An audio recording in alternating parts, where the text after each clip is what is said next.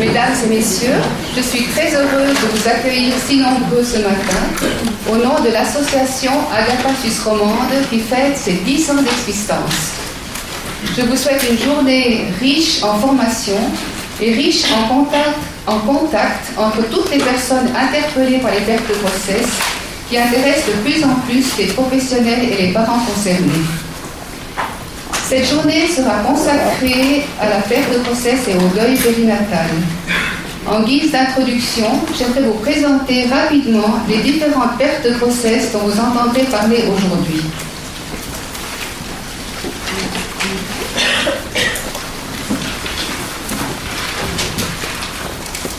Alors, tout d'abord, la grossesse extra-utérine. Elle peut survenir au cours des 3 premiers mois de la grossesse. On parle de grossesse extra-utérine lorsque l'œuf fécondé se niche ailleurs que dans la cavité utérine, le plus souvent dans la trompe. Elle se manifeste par des douleurs abdominales, généralement latéralisées.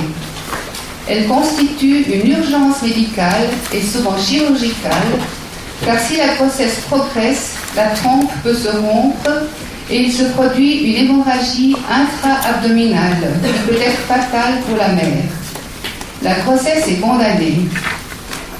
Si vous avez envie d'en savoir plus sur l'expérience d'une maman qui a perdu un enfant par grossesse extra-utérine, vous trouverez à la réception d'Agafa cette brochure qui s'appelle « Tu aurais 25 ans, Julien », qui est écrite par Anne-Marie Menou et qui coûte 5 francs. Ensuite, on a la fausse couche précoce. Fausse couche précoce ou avortement spontané précoce. Il s'agit d'une perte de grossesse qui se produit spontanément au cours du premier trimestre de la grossesse. Ensuite, la fausse couche tardive. On parle de fausse couche tardive lorsqu'elle se produit après la 12e semaine d'aménorrhée.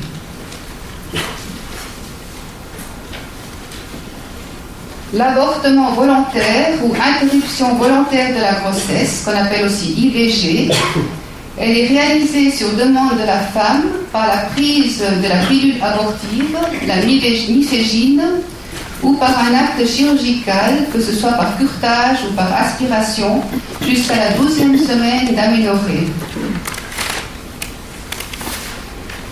L'interruption médicale de la grossesse, ou IMG, suite à un diagnostic prénatal de malformation ou de maladie génétique, elle est discutée avec le gynécologue. Elle se pratique généralement par curetage au cours du premier trimestre de la grossesse et par provocation d'un accouchement au cours du 2e trimestre. Ensuite, la mort in utero. On parle de mort in utero, selon l'OMS, lorsque le fœtus cesse de vivre dans l'utérus avant la naissance, à n'importe quel âge gestationnel. Et on parle de mortalité périnatale selon l'OMS lorsque le bébé décède entre la 24e semaine d'aménorrhée ou lorsqu'il a un poids de 500 grammes et le 28e jour de vie. Après cette brève introduction, j'aimerais vous présenter notre oratrice du jour, Madame Chantal Osser-Niquet. Madame Osser-Niquet a elle-même perdu 3 enfants non-nés, une petite Marie par fausse couche, un petit Jacques à cause d'une interruption médicale de la grossesse et un petit André qui est mort in utero. Elle travaille comme psychothérapeute et formatrice à Paris. Elle a écrit 2 livres que vous trouverez chez notre libraire à la sortie de l'auditoire. L'enfant interrompu, où elle raconte sous forme de lettres à son petit-fils Jacques toute l'histoire de son interruption médicale de la grossesse, et le deuil périnatal de vivre et l'accompagner, qui est destiné aux professionnels comme aux parents concernés. Elle dédicacera ses livres aux pauses du matin et de l'après-midi. Je remercie de tout cœur Madame Chantal Osser-Niquet d'avoir accepté de venir nous parler aujourd'hui et je lui donne la parole.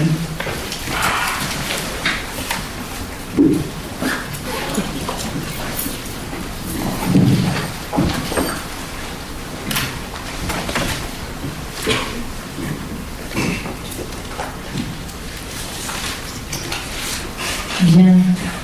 Bonjour.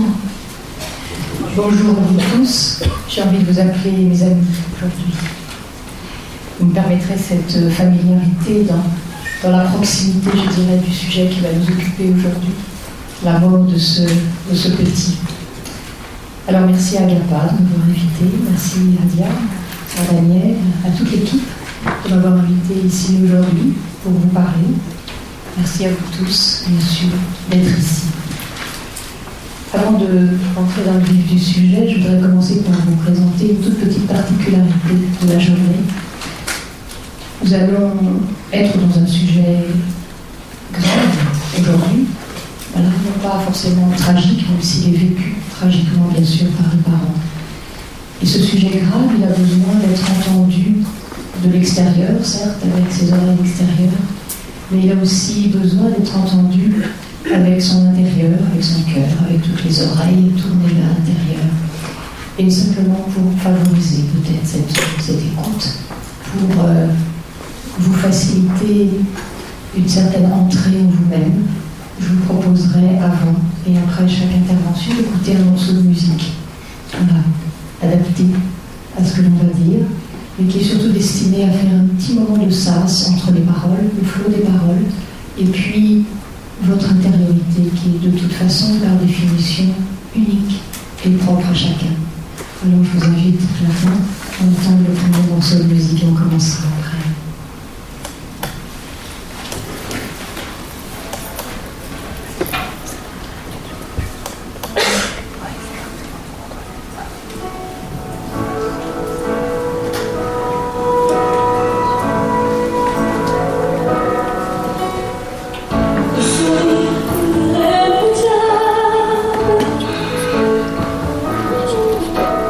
I think it's gone for every day.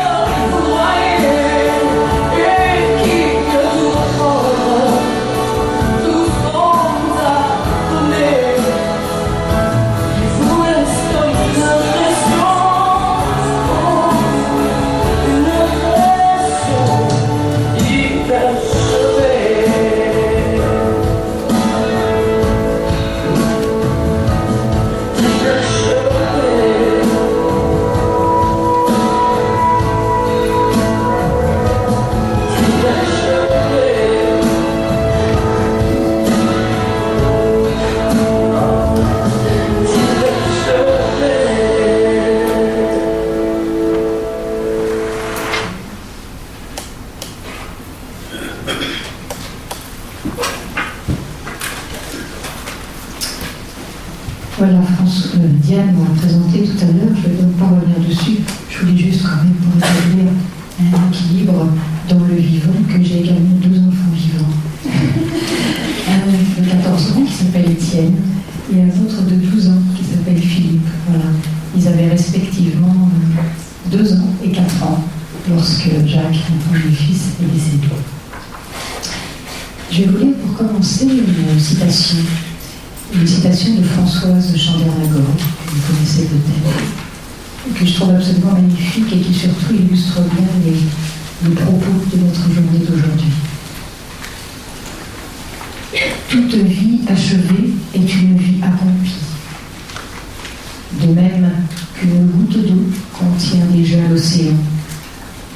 Les vies minuscules, avec leur début si bref, leur infirme zénith, leur fin rapide, n'ont pas moins de sens que les longs parcours. Il faut seulement se pencher un peu pour les voir et les agrandir pour les raconter.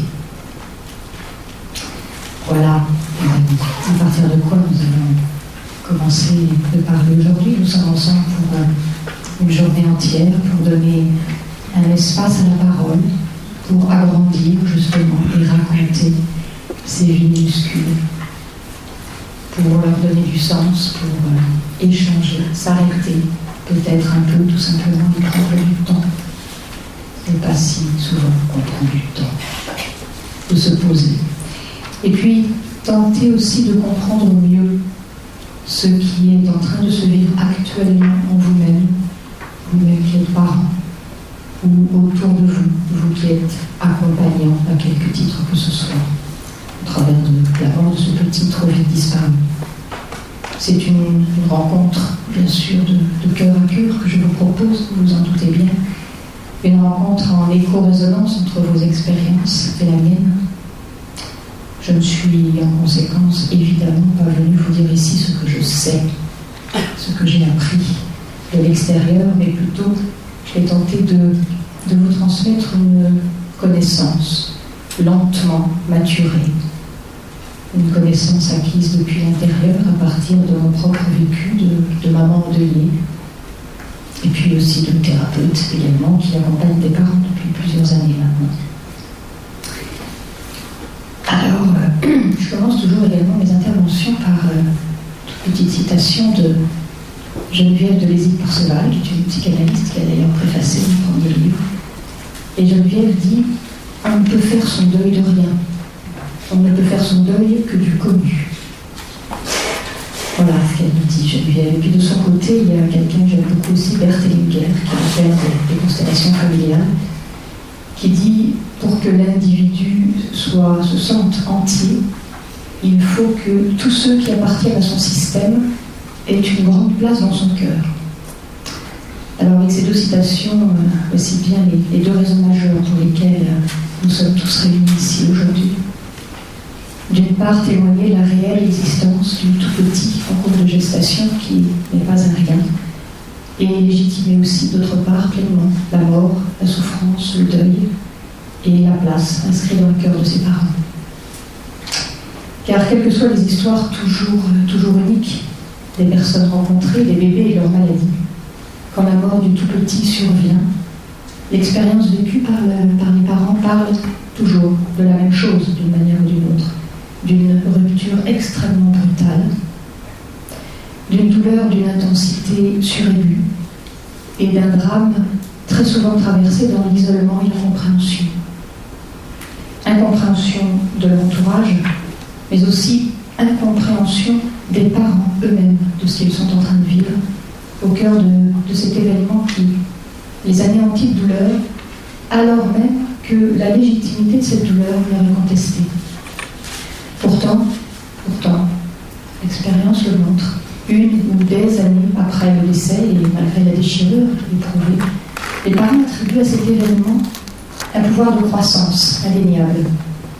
Et ce, malgré cette terrible et dévastatrice impression, toujours ressentie, de ne jamais pouvoir retrouver un quelconque équilibre. La traversée du deuil est ainsi faite dans notre psychisme.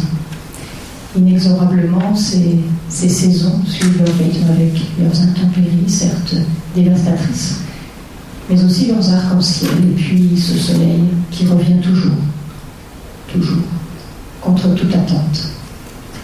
C'est comme si une porte fermée en ouvrait automatiquement une autre, mais qui ne devient visible, cette porte, qu'une fois effectué le passage du deuil.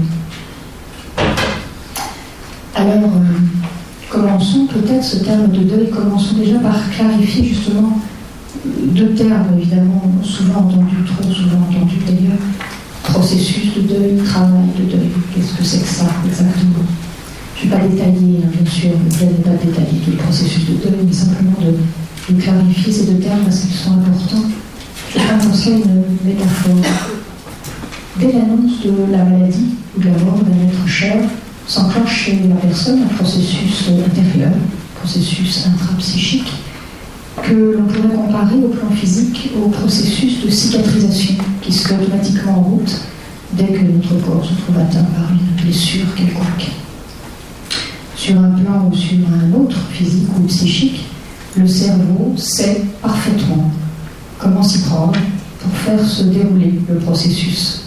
Dans le cas du deuil, au plan psychique, c'est ce phénomène qu'on va nommer le processus de deuil, par analogie à ce processus de cicatrisation physique, qui sait parfaitement se dérouler lui-même jusqu'à la guérison de la plaie. Cependant, pour que la guérison advienne, malgré tout, il est nécessaire qu'il y ait un engagement responsable de la personne à soigner sa blessure, qu'elle nettoie sa plaie, qu'elle change ses pansements si nécessaire. Bon, cela ne se fera pas sans douleur, évidemment, mais cela contribuera activement à une cicatrisation tout à fait saine. Bien par analogie, là encore, c'est ce soin apporté par la personne à elle-même, l'effort qu'elle consentira à s'occuper d'elle-même, la décision qu'elle prendra d'accompagner au jour le jour son processus de cicatrisation intérieure, sans savoir du tout, ni le temps, ni les circonstances de la guérison. C'est cet engagement que l'on appellera le travail de deuil. Il est donc indispensable, vous comprenez, qu'un travail de deuil, engagement personnel, accompagne le processus de deuil dans son déroulement, afin que celui-ci aille jusqu'à son terme propre.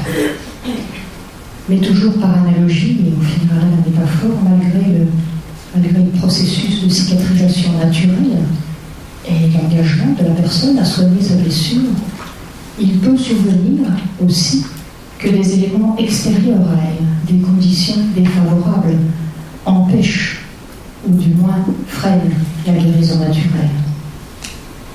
De même, dans le deuil, il y a un élément extérieur à la personne absolument indispensable à la mise en route, disons, normale du processus.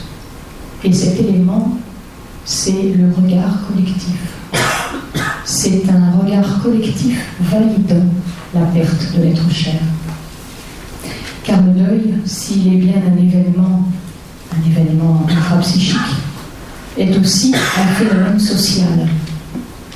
Il ne peut véritablement s'amorcer qu'avec l'approbation de l'environnement et de la société, permettant à la personne de se voir accorder ce qu'on pourrait appeler une sorte de droit de deuil, qui lui donne un temps comme la permission sociale d'être autre, d'être différente dans sa vie quotidienne et de manifester certains besoins spécifiques, besoin de pleurer, besoin de partager sa peine, le besoin d'honorer la mémoire et de porter témoignage de celui ou celle qui n'est plus. Or, dans nos sociétés, là encore, conservent dans leur inconscient collectif cet aménagement encore très puissant que, puisque l'enfant mort à la maternité n'est pas apparu dans le champ du social, puisqu'il est resté cantonné à la sphère de l'intime, alors il est plus aisé et moins souffrant d'oublier cette existence, qui n'en devient d'ailleurs plus réellement une à partir de cet instant de la mort. Une mort trop dérangeante, donc, qui renvoie brutalement les parents à l'insoutenable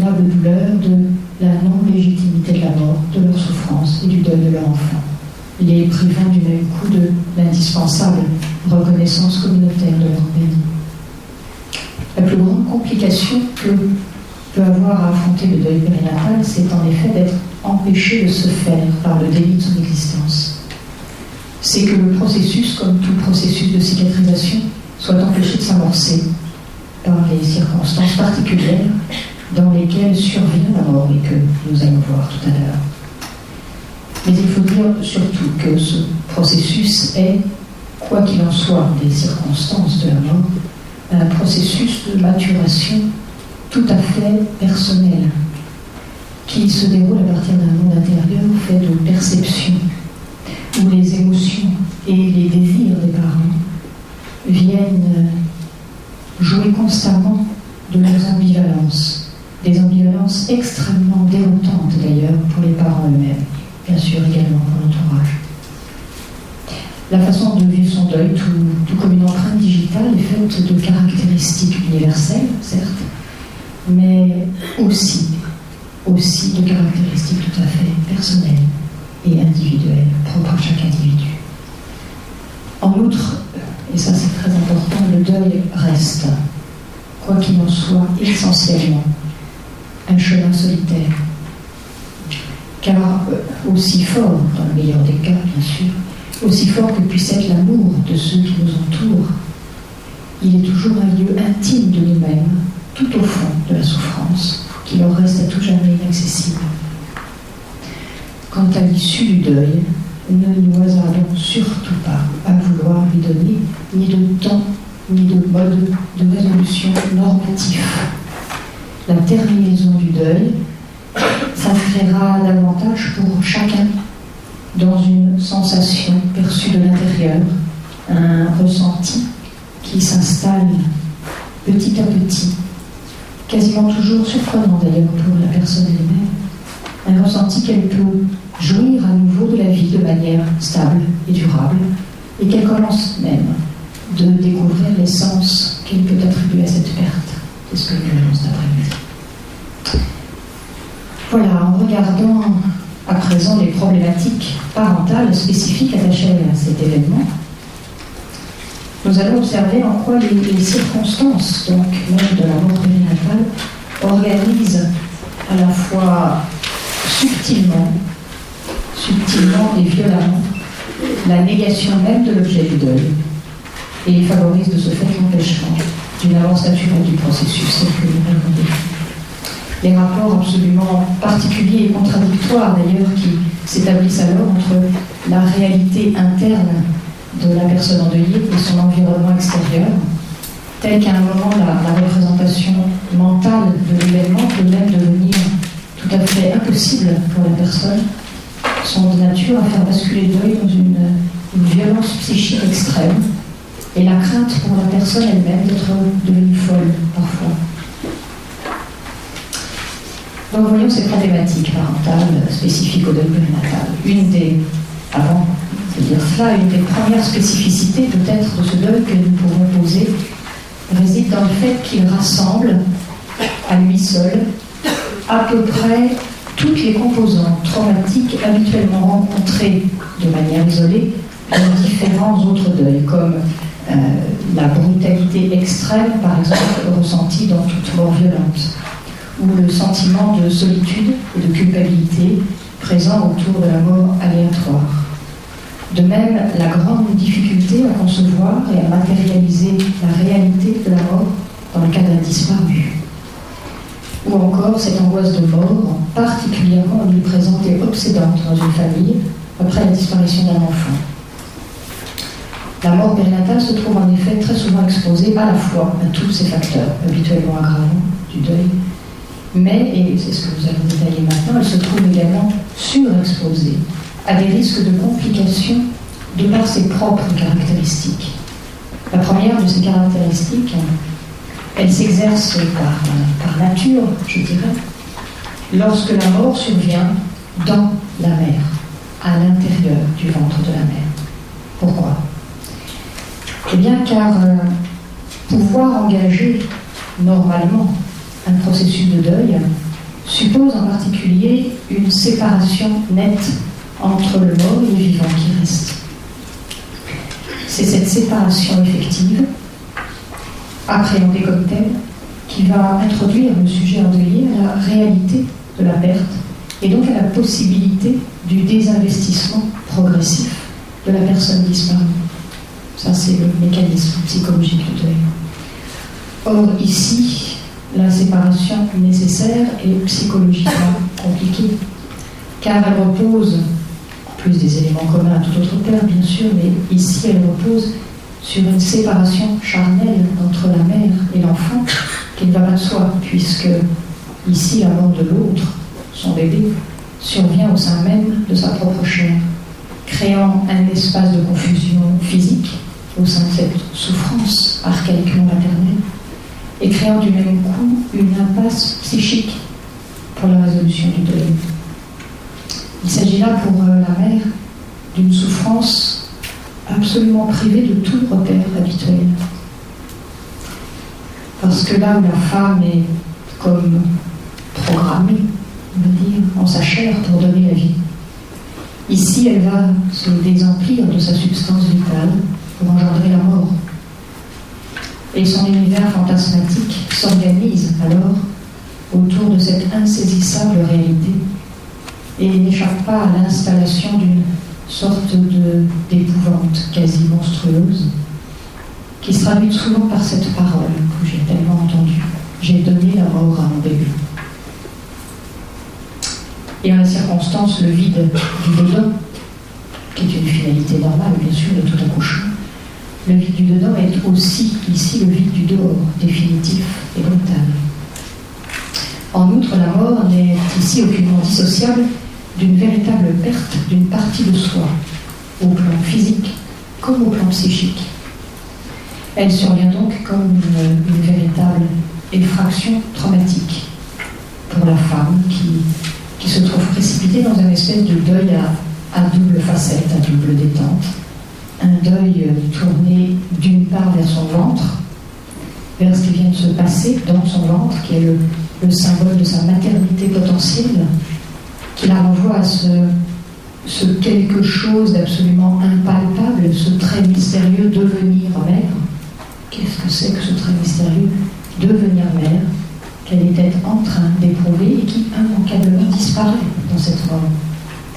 Et d'autre part, le deuil est tourné vers son petit, ce déjà autre à part entière dont il faut se séparer en tant que tel, alors qu'il est encore si intimement mêlé à la chair maternelle. Nous réalisons là combien il est difficile pour les mères d'articuler dans leur représentation psychique cette frontière entre le territoire du mort et celui du vivant, pourtant indispensable au processus de deuil. Alors que presque toutes les femmes que j'ai rencontrées, que j'ai entendues à un moment ou à un autre, lorsque leur bébé est mort avant la naissance, elles expriment toute l'impression d'avoir été elles-mêmes comme la tombe de leur bébé.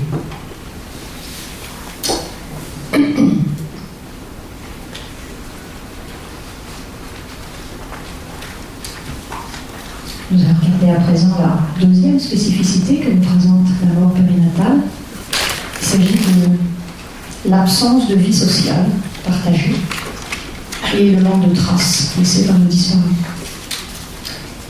Là encore, l'élaboration de tout deuil, on va dire normal, se fait après la mort en opérant une sorte de reconstitution intérieure à partir des traces habituellement laissées par le disparu au cours de sa vie.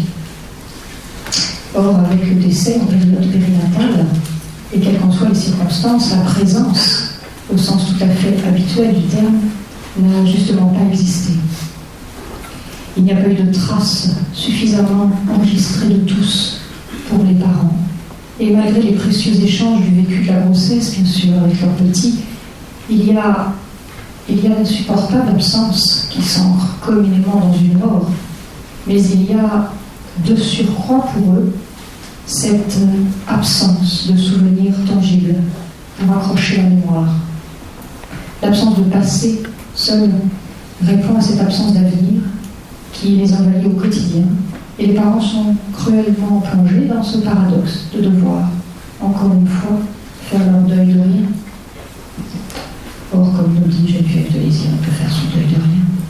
car ce qui fournit au deuil les prises sur lesquelles il peut s'accrocher pour escalader et sortir du chagrin, c'est ce qui reste de l'histoire du disparu dans le souvenir des vivants. Oui, plus une vie sur Terre a été longue et accomplie, plus il est possible, grâce aux traces réelles laissées par le disparu, d'élaborer ce souvenir et donc de construire son deuil à partir de la présence passée. À l'inverse, plus une vie a été courte, combien plus lorsqu'elle n'a presque pas eu le temps d'exister, plus il est difficile d'engager son processus de deuil à partir de ce semblant de rien. Les parents endeuillés d'une mort périnatale, s'ils ne perdent pas bien sûr cette habituelle vie commune partagée avec la personne disparue, ils perdent en revanche tout le potentiel de cet enfant s'il avait vécu. Ils perdent les rêves et toutes les projections faites sur lui, dans bien des cas dès avant sa conception. Ils perdent aussi, et c'est très important, cette représentation d'eux-mêmes qu'ils s'étaient faite au travers de leur enfant. Ils perdent l'estime d'eux-mêmes, alors qu'ils perdent également leur assurance de maternité et de virilité. C'est comme l'effondrement de l'avenir dès avant le commencement du présent. Dans l'isolement de ne pouvoir dire la profondeur de leur détresse, la profondeur de leur chagrin, de leur manque, la profondeur de leurs doutes, soudain des plus anéantissants. Que dire et que partager, en effet, face à toutes ces consolations trop vite dites, ces paroles maintes fois entendues qui sont quasiment toujours rapportées au cours des rencontres. Vous en referez un autre, vous êtes jeune, il faut tourner la page, vous savez, il faut penser vite à autre chose, vite vous y remettre. Bon, puis vous savez, c'est beaucoup mieux comme ça, rendez-vous, plus qu'à l'inverse, s'il avait vécu, pensé, frères et sœurs. Voilà. Vous en auriez autant à vous dire, et d'autres. Toutes ces consolations qui, en plus de la douleur de la perte, font bien vite éclater pour les parents l'absence de légitimité ordinaire à éprouver la souffrance de la disparition de leur enfant. Voilà, nous allons voir à présent la troisième caractéristique, qui est le déni juridique de l'enfant, du bébé, mort trop prématurément. Dans bien des cas de décès périnatal, malgré des évolutions légales récentes, en France au moins, puisqu'elle date de 2001, s'ajoute au traumatisme de la mort elle-même le poids d'une législation encore inadaptée à la détresse de certains parents. Les bébés qui meurent en cours de grossesse, alors en France c'est avant 22 semaines d'aménorrhée, c'est ça qui a changé depuis 2001, avant c'était 28 semaines également, comme chez vous. Mais les bébés donc qui meurent en cours de grossesse avant ces 22 semaines d'aménorrhée n'ont aucune existence juridique, il n'est impossible de les déclarer à l'état civil, ni les inscrire sur le livret de famille parentale. Ces bébés disparus trop tôt se dissolvent, tout simplement, dans le déni collectif de leur existence. Et les parents se trouvent ainsi davantage encore précipités dans cette impasse psychique des parents, qui consiste à devoir faire leur deuil de rien, sans pouvoir enregistrer leur enfant dans la généalogie familiale. Cette inexistence légale instille de fait en eux le doute sur leur propre histoire et sur la filiation du bébé mort. Et ceci vient s'ajouter encore comme un choc supplémentaire au décès du bébé lui-même. Ainsi s'ancre également davantage en eux cette menace si prégnante dans ce deuil, la menace de la peur de l'oubli. La peur de l'oubli du bébé, peur de l'oubli par eux-mêmes, et peur souvent obsédante de l'oubli par l'entourage. Cette peur qui, plus que dans tout autre deuil, résonne comme une trahison. C'est une peur et une menace qui est omniprésente, parfois terrorisante, quasiment toujours culpabilisante pour les parents. Et s'ils restent seuls, les parents, face à leur exigence de souvenir, alors ils s'installent dans un devoir absolu et immuable de mémoire qu'ils s'imposent à eux-mêmes et renvoient souvent avec colère et agressivité vers l'extérieur. Le fantasme de trahison de ce bébé que la société civile tue en quelque sorte une deuxième fois en ne le reconnaissant pas peut alors venir dangereusement prendre place dans l'imaginaire parental et bloquer le deuil dans des phases très précoces. L'univers psychique, en effet, emprisonné dans cette ambivalence du non-existant d'une part, mais dont il faut pourtant se séparer d'autre part, pour faire son deuil, n'arrive pas à organiser la nécessaire distanciation avec l'objet du deuil. Il n'est d'ailleurs pas rare de voir revenir souvent des années après ces personnes à qui l'on a prôné l'oubli ou l'effacement de ce rien. On les voit revenir pétris d'angoisse, parfois incompréhensible pour eux. Voilà. Puisque c'est rien. Pourquoi avoir de l'angoisse ? Car c'est finalement toujours là où il y a un blanc, un trou dans l'histoire, que se constitue le manque, que le deuil achoppe. C'est là qu'il se fige, qu'il se mure dans sa douleur et qu'il s'agrippe désespérément et aveuglément à l'exigence de reconnaissance. De ce déni juridique découle en outre directement l'impossibilité à pouvoir disposer du corps de son bébé afin d'effectuer un rituel funéraire qui inscrive cette mort dans la réalité communautaire dont j'ai déjà mentionné l'importance de l'adhésion. Les rites sont essentiels pourtant. Ils ont entre autres pour fonction de rassembler autour de la souffrance qu'ils légitiment et de positionner les rôles de chacun, mort et vivant, dans le but d'apaiser la vie psychique de la personne endeuillée. Donner une sépulture contribue également à installer encore et toujours cette salutaire séparation pour le deuil d'entre le territoire du mort et celui des vivants. Faute de quoi, au fil du temps, même si de fait la douleur évidemment devient moins lancinante, s'installe malgré tout chez les parents comme une sensation omniprésente d'inachevé, qui laisse pour toujours l'histoire en suspens. La séparation avec celui qui est mort peut alors rester durablement difficile et culpabilisante, voire insurmontable. Le souvenir a du mal à s'installer à sa place normale pour soulager le vide de l'absence. Et le bébé revient sans cesse, comme hanté de ces fantômes, cette brèche de confusion béante. Le travail de deuil est alors plus difficile en l'absence de cette nécessaire confusion sociale qui est le rituel autour du mort. La quatrième et avant-dernière, maintenant, spécificité dont nous allons parler, s'inscrit dans l'expérience du père et sa place singulière au cours de la grossesse. Je le disais tout à l'heure à quelqu'un, j'ai toujours une tendresse particulière pour les papas dans cette affaire, j'ai envie de dire. Voilà. Ils sont très très méritants, presque encore plus que nous. Parce que pendant toute la période précédant la naissance, les pères ont de fait des relations particulières avec leurs enfants. Ceux-ci, en effet, ne disposent pas pleinement de la liberté d'accéder à leur bébé comme bon leur semble au cours de la grossesse. La relation à leur enfant dépend essentiellement de la place que veulent bien leur laisser les mères.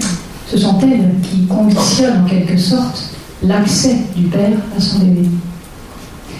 Il est de ce fait souvent difficile pour le père de s'approprier un ressenti intime et personnel de son enfant.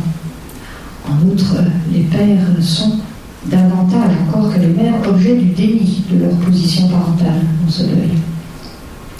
Ils se trouvent donc souvent plus seuls, plus isolés, plus incompris encore que les mères, piégés également de l'intérieur d'eux-mêmes par leur obéissance inconsciente aux injonctions de la société, qui sont très largement inhibitrices des manifestations de chagrin chez un homme. On le sait bien, c'est l'homme qui doit être fort, c'est l'homme qui doit soutenir sa femme, qui doit l'épauler, qui doit l'aider. Il ne doit pas, en revanche, se laisser aller à ses émotions. C'est à peine une caricature.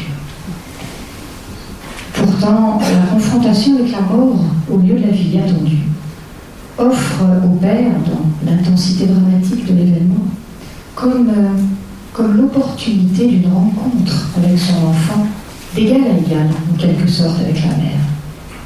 Parce que les rôles réciproques qui avaient pu être inconsciemment posés dans le couple face à l'imaginaire de l'enfant à naître tombent d'eux-mêmes face à cette nouvelle donne d'absence de vie. L'enjeu pour les pères est donc de ne pas se laisser glisser, y compris à leur insu, dans une quelconque forme de retrait qui finisse par les exclure eux-mêmes de l'intérieur de leur propre deuil. Sous la pression non nécessairement dite, bien sûr, de l'extérieur, ceux-ci peuvent en effet être amenés à croire que, parce qu'ils n'ont pas connu cet enfant, qu'ils ne l'ont pas porté comme leur femme, pas ressenti comme elle ou dedans d'eux, alors leur souffrance est moindre, leur deuil plus facile, voire plus rapide et plus épargné que celui de la mère. Alors, il faut précisément se garder de cette idée reçue et se tourner ici davantage vers cette évidence que hommes et femmes étant fondamentalement différents, eh bien le deuil d'un papa n'est en conséquence pas le même que celui d'une maman. Il n'a tout simplement pas le même mode d'expression. Or, à un moment ou à un autre de leur chemin de douleur, dans le désarroi et l'isolement où chacun peut toujours s'engouffrer malgré lui, un des écueils dans lequel tombe la majorité des couples est celui de croire que l'autre souffre moins ou que l'autre souffre plus, alors qu'il ne souffre seulement pas de la même façon, ni à partir des mêmes perceptions, ni avec les mêmes manifestations, et qu'il n'a en outre pas nécessairement les mêmes besoins au même moment. Un père, un homme, retient communément davantage ses émotions, nous l'avons dit, ne veut pas montrer, souvent ne veut pas en rajouter auprès de sa compagne. Là où elle, précisément, attend qu'il s'exprime, qu'il pleure même pour lui prouver qu'il souffre aussi, qu'il partage son chagrin à sa manière à elle, c'est-à-dire la parole. Or, si le deuil au féminin a besoin de prendre du temps, de s'arrêter, de se dire, de se retourner vers l'intérieur, le deuil au masculin, lui, se tisse dans le faire, dans l'action, dans la résolution pratique, dans le recours à l'extériorité. L'un n'est pas mieux ou moins bien que l'autre. Ils sont juste des modes différents et complémentaires. Alors des malaises, des mal-être, des incompréhensions peuvent s'installer jusqu'à croire que plus jamais on ne pourra dorénavant faire route avec son partenaire. Cela est le plus souvent passager pour le couple, agissant un peu comme des vagues émotionnelles qui n'oscillent pas au même rythme chez l'un et chez l'autre. C'est normal. C'est normal, mais ce qui est normal n'en a pas moins besoin de se dire clairement, de part et d'autre, afin d'éviter d'installer de la rancœur, du doute, d'installer de la souffrance en plus de la douleur. Voyons pour finir, donc, dans ses spécificités, la dernière, qui est encadrée par la mort périnatale, non des moindres, puisqu'il s'agit de l'évidence de la naissance qui se trouve balayée, mise en cause par la survenance de la mort. Du fait même que la mort, effectivement, survient au cours du processus de transmission de la vie, la naissance de l'enfant, en tant que telle, dans l'inconscient collectif, est radicalement occultée par la mort. Toutes les pratiques d'accompagnement mises en place aujourd'hui par les équipes hospitalières, dont vous faites partie pour beaucoup, les équipes hospitalières qui ont été formées, donc toutes ces pratiques visent essentiellement à rétablir aux yeux des parents d'abord et de l'entourage aussi cette évidence que même si la mort survient là où on ne l'attendait pas, en maternité, il ne s'agit nullement pour autant de nier l'événement de la naissance en tant que tel, car naissance et mort sont couples tous les deux, et l'un ne peut exister sans l'autre.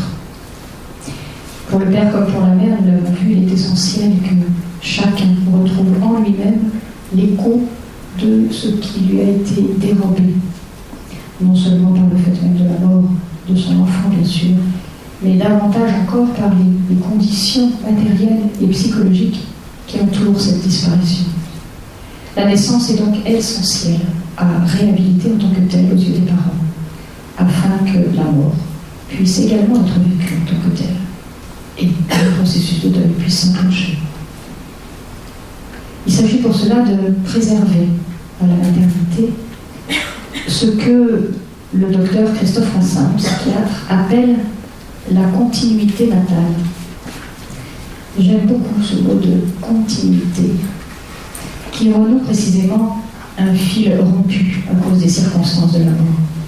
La continuité natale, elle s'établit intérieurement, bien sûr, dans le vécu intime des parents, au travers des étapes successives de l'accouchement, dans la mesure où celles-ci peuvent être vécues en conscience.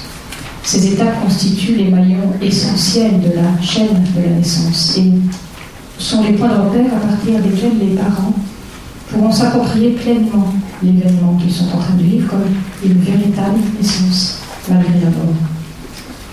Car si dans le cas de la mort périnatale, eh bien, la finalité régulièrement attendue de l'accouchement est dramatiquement manquée, le lien, en revanche, le lien entre la naissance et le bouleversement émotionnel habituellement présent dans cet événement, lui, n'est pas pour autant annulé. Ce lien est au contraire exacerbé en même temps que déplacé par cette émergence brutale de la mort au sein de la vie. La parole et l'écoute de l'équipe médicale rendront ici toutes choses possibles sur les modalités à mettre en œuvre avec les parents pour favoriser cette reconnaissance par eux-mêmes d'une évidence incontestable de la naissance de leur enfant. Tout ce qui, on le verra après, mais tout ce qui dans la délicatesse et le respect, bien sûr, organisera la possibilité d'une rencontre avec les sensations de la mère et avec le bébé lui-même, participera au tissage de ce fil conducteur de la naissance tout en offrant aux parents les chances de ne pas perdre en eux ce précieux sentiment de parentalité bafoué par la mort. C'est ainsi qu'ils sauront plus tard, bien plus tard, retrouver une véritable cohérence intérieure autour de cet événement qui appartient au destin particulier de leur vie. Voilà pour les spécificités de ce deuil. Nous sommes à présent davantage en mesure de voir au travers d'elle comment, dans les conditions mêmes de la mort périnatale, sont tapis en quelque sorte les obstacles à l'amorce du processus normal de deuil. Pourtant, qui dit obstacle, fort heureusement, ne dit pas impossibilité, loin s'en faut. Du moins pas si la conscience de tout ce que nous venons de voir vient remplacer l'ignorance, et c'est bien pour ça que nous parlons aujourd'hui. C'est là tout l'enjeu du suivi de deuil et de son accompagnement qui commence le suivi de deuil dès l'annonce de la malformation et de la mort du bébé. Alors, je vais lister maintenant les grands principes de ce suivi de deuil. Je n'aurai pas le temps de les développer, bien sûr, mais on pourra en reparler éventuellement dans l'échange.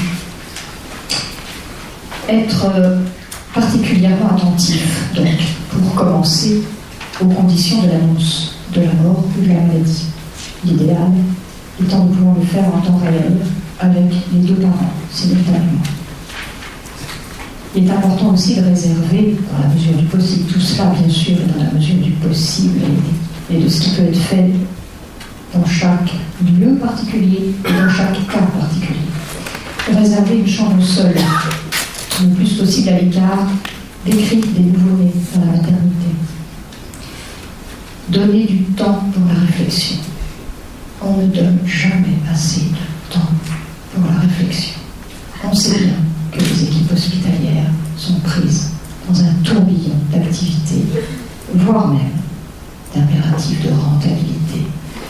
Mais quoi qu'il en soit, dans ce deuil, c'est vraiment très important de donner du temps pour la réflexion, pour l'intégration, de ne pas exiger de réponses trop rapides quand il s'agit d'une interruption médicale de grossesse, par exemple, ni même de suggérer les réponses par un mot ou par une attitude, de donner explicitement le droit aux parents de revenir sur une décision même prise à tout moment. On peut leur préciser bien sûr à ce propos quels sont et pourquoi les délais de non-retour possibles. proposer de la documentation, parler de l'examen post-mortem, bien sûr. Recueillir, précisément, comme nous venons de le dire, les souhaits quant à l'accouchement, quant à l'anesthésie, et quant à un mode de rencontre avec l'enfant. Expliquer avec des mots simples comment va se présenter l'enfant à la naissance. Ceci pour détourner en particulier les fantasmes de monstruosité, attachés à la peur de la confrontation avec un bébé inachevé. Accompagner la femme en travail pour un meilleur ressenti de la continuité natale, être attentif au père et à ses besoins, l'intégrer complètement au processus de naissance. Dire aux parents qu'ils peuvent parler à leur bébé et en cas d'IMG, l'accompagner jusqu'au bout en lui expliquant leurs décisions. Cela restaurera l'estime de soi. Cela rétablira l'image de suffisamment bons parents, comme disait Winnicott, et cela éloignera le sentiment de culpabilité. Favoriser également le face-à-face le plus tendre possible qui soit avec la réalité de la mort du petit. Faire sa toilette, l'habiller, le parfumer, parler de lui en termes positifs, le présenter dans un petit berceau, encourager l'intimité des parents avec lui pour le bercer, pour lui parler, pour le regarder, pour apprivoiser petit à petit la réalité de cette mort, pour ne rien regretter. Pour ne rien regretter. Tout ne peut pas être fait quelquefois, mais en tout cas, pour ne rien regretter. Encourager tous les autres moyens d'individuer l'enfant aux yeux de ses parents et de constituer des traces, la moindre trace de son existence. On a compris pourquoi la trace était importante. Lui donner un prénom, bien sûr. Prendre des photos de lui seul, de lui en famille. Penser à donner son petit bracelet de naissance, sa carte de berceau, la pince de cordon, faire une empreinte de son petit pied, couper une mèche de cheveux s'il y en a. Voilà. Expliquer l'inscription dans le livre de famille ou dans un registre signifiant pour les parents si ça ne peut pas être fait dans le livre de famille. Remettre un certificat de naissance quand il n'y a pas d'acte de naissance ou d'acte d'enfance en vie. Je ne sais pas comment ça s'appelle ici. Enfin, chez nous en France, quand le bébé est mort, in utero, on appelle ça un acte d'enfance en vie. Inciter à faire un arbre généalogique avec les autres enfants, par exemple. Donner le dossier de suivi grossesse, envoyer des faire-part. Et on pourrait lister beaucoup de choses parce que tout ce qui sera issu de votre propre créativité de parents ou d'accompagnants sera toujours bon pour la famille. Donner la possibilité d'aller voir le bébé à la chambre mortuaire également, autant qu'il est voulu, autant de fois qu'il est voulu. Le présenter là aussi le plus joliment possible, encourager les visites des frères et sœurs, de la famille et de l'entourage proche. C'est toujours possible. Toujours. Même quand c'est impossible, c'est toujours possible. Il suffit de dire que c'est possible. Encourager également la récupération du corps de l'enfant, quand c'est légalement possible, la tenue de rituels d'adieu, qu'ils soient religieux ou laïques. Expliquer l'importance de tous les gestes symboliques. Constituer par exemple un petit coffret souvenir, planter un arbre, rendre hommage publiquement, constituer un cadre photo, un mobile, mettre une bougie à brûler ou date anniversaire, compléter, quoi qu'il en soit, compléter ce qui n'a pas pu être terminé au moment de l'événement. Là encore, il n'est jamais trop tard, jamais. La plus âgée de mes patientes a 82 ans. Il n'est jamais trop tard, elle fait un travail magnifique pour elle et pour ses arrière-petits-enfants. Là encore, le maître mot est créativité et confiance en vous. Confiance en vous. Pas oublier d'évoquer aussi la difficulté à vivre émotionnellement certaines dates, bien sûr. L'accouchement initialement prévu. Il ne doit pas manquer de se présenter. Les anniversaires de l'événement, celui de l'annonce, ceux qui ont jalonné l'attente, celui de la mort, bien sûr. Noël, les fêtes de fin d'année, la fête des mères, la fête des pères, les périodes de vacances en famille, où il en manquera tout spécialement un. Et bien sûr, le nombre d'enfants qu'on a par ailleurs ne remplacera jamais celui ou ceux qui manquent. Il est bon de se préparer à ces dates, afin de diminuer l'intensité du stress qui les entoure, et de se sentir plus fort pour les affronter. Parler de la grossesse suivante également et des angoisses de perte à nouveau. Parler des ambivalences de cette grossesse suivante et de la crainte aussi de ne pas aimer autant le futur bébé. Parler de l'enfant suivant.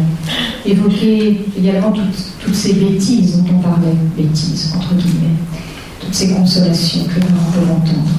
Expliquer comment ne pas perdre d'énergie en colère ou en rancœur face à cela, mais apprendre à répondre simplement dans un premier temps quand on ne peut pas faire autrement. Merci. Merci de vouloir me consoler, mais actuellement, je ne suis pas capable de voir les choses de cette manière. Merci. Et ne surtout pas chercher le contact avec ces personnes pendant le temps qui est nécessaire. Aviser les parents des tensions normales qui peuvent apparaître dans leur couple, du simple fait de leur différence, homme-femme, et de leur probable décalage de leur vécu du deuil. Il y a 2 sexes, 2 personnalités, 2 histoires, quelquefois 2 cultures, 2 vécus différents du bébé, 2 imaginaires quant à l'impact de la venue de l'enfant. Il y a l'expression différente des émotions, le rythme de chacun, presque jamais en phase, des attentes trop élevées, la reprise des relations sexuelles qui peut être difficile. L'impact violent du décès arrive quoi qu'il en soit sur un terrain préexistant chez chacun, dont il est impossible de faire abstraction. Dire aux parents de prendre soin d'eux-mêmes, de prendre soin d'eux-mêmes avant tout, et d'être attentifs à leurs besoins. Rechercher des personnes ressources, des personnes qui font du bien. Leur dire qu'il est normal à ses parents, qu'il est normal. D'avoir envie de se faire plaisir parfois, car les parents s'étonnent d'avoir cette envie et peuvent culpabiliser. Il n'est pas monstrueux, non, absolument pas monstrueux, de laisser de côté son bébé pendant quelques heures. Cela ne veut pas dire qu'on l'oublie. Cela ne veut pas dire qu'on le trahit ou qu'on l'aime moins.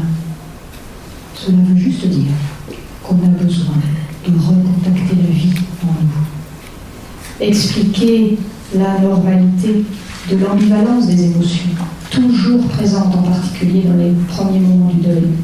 Toutes sortes d'ambivalences, on ne va pas les lister, pourront être vécues, mais dont la plus prégnante est peut-être celle de finalement ne pas vouloir, inconsciemment bien sûr, ne pas vouloir se séparer de sa souffrance, quand elle représente le seul lien vivant au quotidien avec son bébé. Qui plus est, le seul lien montrable ostensiblement à l'extérieur, comme une preuve de la réalité de la perte. Parler enfin, la liste pourra sans doute s'allonger, mais parler enfin de l'importance des lieux d'écoute et de partage, des groupes d'entraide et du soutien qu'ils peuvent apporter. Voilà, tout ceci, nous l'avons déjà dit sous de multiples formes, je le redis encore en vue d'ancrer davantage chez les parents la légitimité de l'existence de leur petit, celle de la mort, de la souffrance et du deuil. Dans le respect, bien sûr, de leur chagrin, mais aussi dans le souci permanent de les éveiller, ces parents, avec délicatesse, aux multiples ressources dont ils sont pourvus et qu'ils ne peuvent, sous l'effet du choc, pas même imaginer qu'ils existent. Car c'est toujours finalement en elle-même, au cœur de son propre processus, que la personne endeuillée devra trouver sa propre issue au deuil. Sa propre issue signifiante uniquement pour elle-même. Tout l'enjeu du suivi de deuil est donc de lui offrir un espace d'écoute et de parole véritable à chaque étape de ce drame qui traverse la vie. Mais c'est sans doute à la sortie de la maternité que l'isolement est certainement le plus redoutable. Lorsque pour l'entourage, tout est fini, ou presque, et que commencent bien souvent les injonctions les injonctions pesantes, dites ou non dites, d'aller mieux, de tourner la page, de refaire un autre, etc.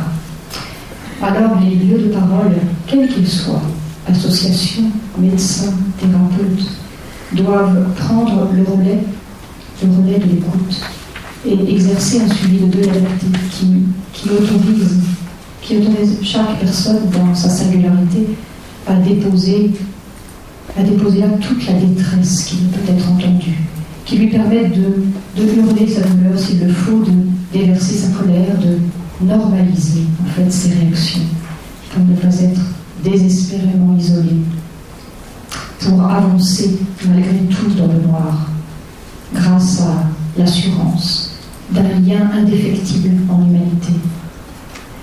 Et pour découvrir, poindre, un jour, la lumière, d'abord très loin dans le cœur, et puis qui se rapproche doucement lorsque s'apaise en dents de scie la tempête des émotions déchirantes.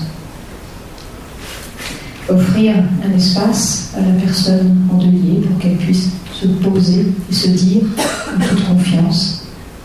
C'est aussi lui offrir un espace de découverte d'elle-même, dans sa beauté, parfois contre toute attente, souvent contre toute attente. Car enfin, un tel cataclysme ne peut pas traverser une vie sans qu'il en reste quelque enseignement pour soi, sans qu'il ne pointe dans les lueurs de la nouvelle aube à l'issue du deuil, comme une intime et secrète reconstruction intérieure, où le rapport à soi-même aura muté vers davantage de vérité, vers moins de compromission avec le monde extérieur et avec son monde intérieur également. Et je ne vais pas plus loin de tout cela, nous reparlerons cet après-midi. Quoi qu'il en soit, le bébé s'installera alors dans une représentation symbolique harmonieuse, une forme de présence autre qui fait parvenir à cette certitude ancrée au fond du cœur, qu'on ne le perdra plus jamais. Voilà, je vais m'arrêter là pour ce matin. En vous remerciant d'avoir écouté si longuement. Je vais vous laisser à présent faire descendre à nouveau tous ces mots en écoutant la musique.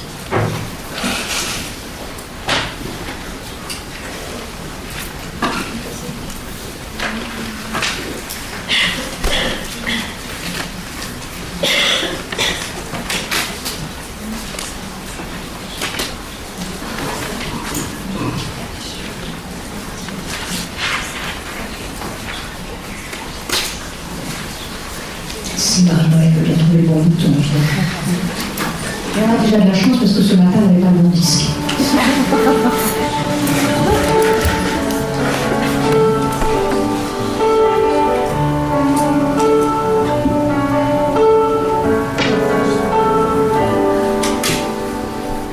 On a le droit, quand personne ne voit, de pleurer en silence, de regretter son enfance, de se laisser aller en regardant tomber la pluie.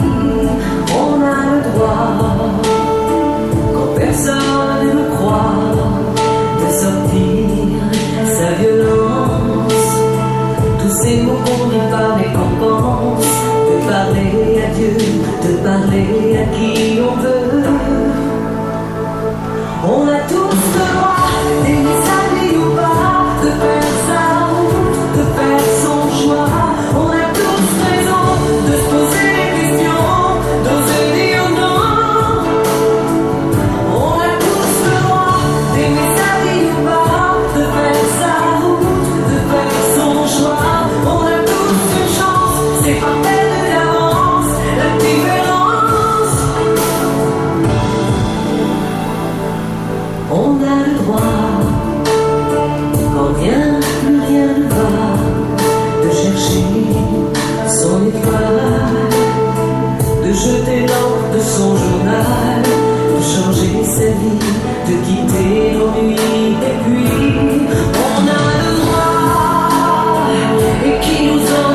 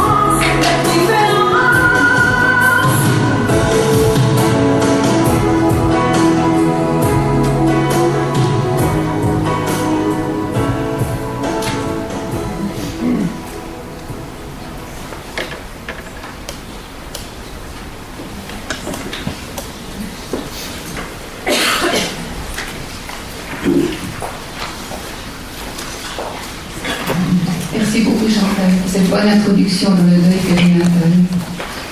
J'aimerais faire maintenant quelques communications avant la pause. Nous vous demandons d'être de retour à vos places à 11h15 précises pour entendre le témoignage d'un couple.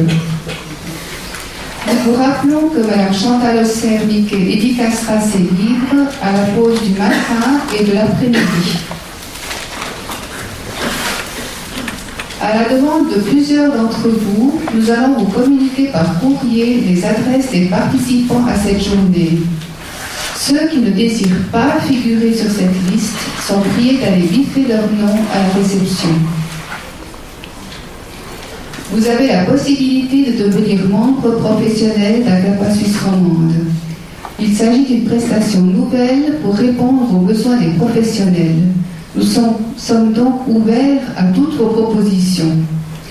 Vous recevrez une carte membre sur laquelle figureront toutes les adresses utiles d'Agapa dans les antennes téléphoniques. Vous aurez accès à la multitech. Vous recevrez 2 courriers Agapa par an, dont l'info Agapa qui traite chaque année un problème de fond. Cet automne, il s'agit de la survivance. Vous aurez des rabais pour les prochaines conférences, comme celle du mois de mars concernant les aspects juridiques des pertes de grossesse. Donc, si vous avez des questions, adressez-vous à la réception. Il y aura un moment d'échange après la table ronde de cet après-midi. Vous avez la possibilité de poser vos questions par écrit, une seule question par billet. Il faudra donner vos billets à la réception avant 14 heures. Les orateurs y répondront à la suite de leur intervention. Et finalement, j'aimerais vous signaler que la conférence d'aujourd'hui est enregistrée intégralement. Vous avez la possibilité de commander le CD à la réception pour le prix de 20 francs. Voilà, je vous souhaite une bonne pause.